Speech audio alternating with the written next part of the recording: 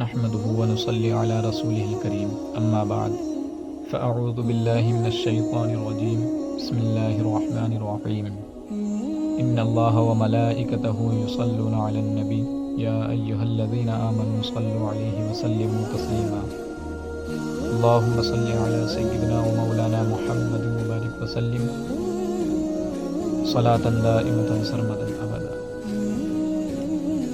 جس وقت حضور انور صلی اللہ علیہ وسلم کی مقدس زندگی کا 40واں سال شروع ہوا تو اچانک آپ کے ذات اقدس میں ایک نیا انقلاب پیدا ہو گیا کہ آپ خلوت پسند ہو گئے اور اکیلے تنہائی میں بیٹھ کر خدا کی عبادت کرنے کا ذوق و شوق پیدا ہو گیا۔ آپ اکثر وقت غور و فکر میں پائے جاتے تھے اور آپ کا زیادہ تر وقت مناظر قدرت کے مشاہدے اور کائنات فطرت کے مطالعے میں صرف ہوتا تھا۔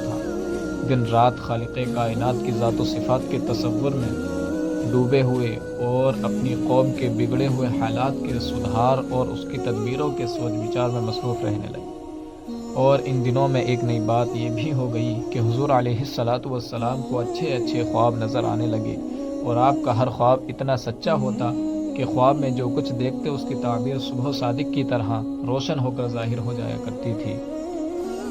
مکہ مکرمہ سے تقریباً 3 میل کی دوری پر جبل حرا نامی پہاڑ کے اوپر ایک غار ہے جس کو غار حرا کہتے ہیں۔ آپ اکثر کئی دنوں کا کھانا پانی ساتھ لے کر اس غار کے پرسکون ماحول کے اندر خدا کی عبادت میں مصروف رہا کرتے تھے۔ جب کھانا پانی ختم ہو جاتا تھا تو کبھی خود گھر پر آ کر لے جایا کرتے تھے اور کبھی حضرت بی بی خدیجہ رضی اللہ عنہا کھانا پانی غار میں پہنچا دیا کرتی تھی۔ آج بھی یہ نورانی غار اپنی اصلی حالت میں موجود ہے اور زیارت گاہ ہے۔ ایک دن آپ غار حرا کے اندر عبادت میں مشغول تھے کہ بالکل اچانک غار میں آپ کے پاس ایک فرشتہ ظاہر ہوا۔ یہ حضرت جبرائیل علیہ السلام تھے جو ہمیشہ خدا کا پیغام اس کے رسولوں تک پہنچایا کرتے تھے۔ فرشتے نے ایک دم کہا کہ پڑھیے۔ آپ نے فرمایا کہ میں پڑھنے والا نہیں ہوں۔ فرشتے نے آپ کو پکڑا اور نہایت گرم جوشی کے ساتھ آپ سے زوردار معانقہ کیا، پھر چھوڑ کر کہا کہ پڑھیے۔ آپ نے پھر فرمایا کہ میں پڑھنے والا نہیں ہوں۔ فرشتے نے دوسری مرتبہ پھر آپ کو اپنے سینے سے چمٹایا اور چھوڑ کر کہا کہ پڑھیے۔ آپ نے پھر وہی فرمایا میں پڑھنے والا نہیں ہوں۔ تیسری مرتبہ پھر فرشتے نے آپ کو بہت زور کے ساتھ اپنے سینے سے لگا کر چھوڑا اور کہا کہ اقرأ بسم ربک الذی خلق خلق الانسان من علق اقرأ وربک الاکرم الذی علم بالقلم علم الانسان ما لم یعلم۔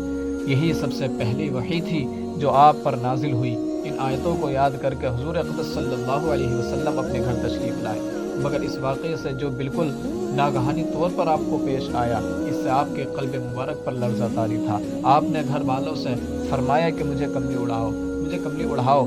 جب آپ کا خوف دور ہوا اور کچھ سکون ہوا تو آپ نے حضرت بی بی خدیجہ رضی اللہ عنہا سے غار میں پیش آنے والا واقعہ بیان کیا اور فرمایا کہ مجھے اپنی جان کا ڈر ہے۔ یہ سن کر حضرت بی بی خدیجہ رضی اللہ عنہا نے کہا کہ نہیں، ہرگز نہیں، آپ کی جان کو کوئی خطرہ نہیں ہے۔ خدا کی قسم اللہ تعالیٰ نے کبھی بھی آپ کو رسوا نہیں کرے گا، اور آپ تو رشتہ داروں کے ساتھ بہترین سلوک کرتے ہیں، دوسروں کا بار خود اٹھاتے ہیں، خود کما کر مفلسوں اور محتاجوں کو عطا فرماتے ہیں، مسافروں کی مہمان نوازی کرتے ہیں اور حق و انصاف کی خاطر سب کی مصیبتوں اور مشکلات میں کام آتے ہیں۔ اس کے بعد حضرت خدیجہ رضی اللہ عنہا آپ کو اپنے چچا زاد بھائی ورقہ بن نوفل کے پاس لے گئی۔ ورقہ ان لوگوں میں سے تھے جو موحد یعنی اللہ تعالیٰ کو ایک مانتے تھے اور اہل مکہ کے شرک و بت پرستی سے بیزار ہو کر یعنی پریشان ہو کر نصرانی ہو گئے تھے اور انجیل کا عبرانی زبان میں عربی میں ترجمہ کیا کرتے تھے۔ بہت بوڑھے اور نابینا ہو چکے تھے۔ حضرت بی بی خدیجہ رضی اللہ عنہا نے ان سے کہا کہ بھائی جان آپ اپنے بھتیجے کی بات سن لیجئے۔ ورقہ بن نوفل نے کہا کہ بتائیے آپ نے کیا دیکھا ہے؟ حضور صلی اللہ علیہ وسلم نے غار حرا کا پورا واقعہ بیان فرمایا۔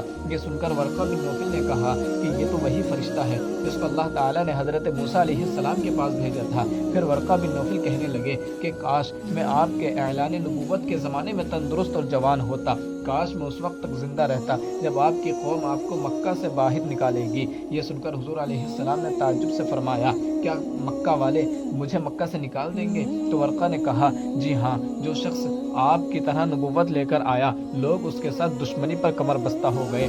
اس کے کے بعد کچھ دنوں تک وحی اترنے کا سلسلہ بند ہو گیا اور حضور علیہ الصلوۃ والسلام وحی کے انتظار میں مضطرب اور بے قرار رہنے لگے، یہاں تک کہ ایک دن حضور علیہ السلام کہیں گھر سے باہر تشریف لے جا رہے تھے کہ کسی نے یا محمد کہہ کر آپ کو پکارا۔ آپ نے آسمان کی طرف سر اٹھا کر دیکھا تو یہ نظر آیا کہ یہ تو وہی فرشتہ ہے، یعنی حضرت جبرائیل علیہ الصلوۃ والسلام تھے جو غار میں آیا کرتے تھے، آسمان اور زمین کے درمیان ایک کرسی پر بیٹھے ہوئے تھے۔ یہ منظر دیکھ کر آپ کے قلب مبارک میں ایک خوف کی کیفیت پیدا ہو گئی اور آپ مکان پر آ کر لیٹ گئے اور گھر والوں سے فرمایا کہ مجھے کمبل اڑاؤ، مجھے کمبل اڑاؤ۔